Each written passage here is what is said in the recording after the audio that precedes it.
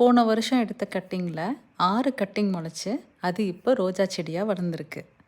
இதில் பூ பூக்கிற வரைக்கும் என்ன ரோஜா என்ன கட்டிங் முளைச்சதுங்கிறது ஒரு பெரிய சர்ப்ரைஸ். கண்டுபிடிக்கிறது பயங்கர குஷி. முதலாவது லேடி ஆஃப் மெகெஞ்ச், இரண்டாவது லேடி எம்மா ஹாமில்டன், மூணாவது ரோவால்ட் தால், நாலாவது fragrant old purple. Lady of Megginch old rose fragrance இந்த ரோஜாவில் இருக்குது. சின்ன கட்டிங்கில் எவ்வளோ பெரிய பூ பாருங்கள். 4 மொட்டு வெயிட்டு தாங்காமல் எல்லாம் கீழே சாஞ்சிருக்கு. ரெண்டாவது லேடி எம்மா ஹாமில்டன், எத்தனை புதிய தண்டு முளைச்சிருக்கு பாருங்கள். என்னோடய ஃபேவரட்.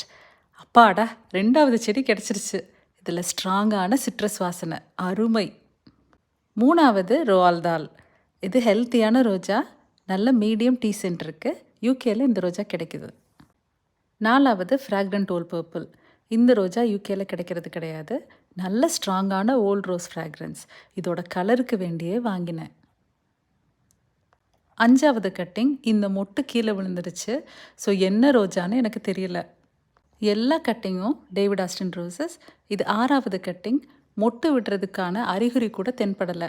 இது 2க்கும் இன்னொரு வருஷம் வெயிட் பண்ணும் போல்.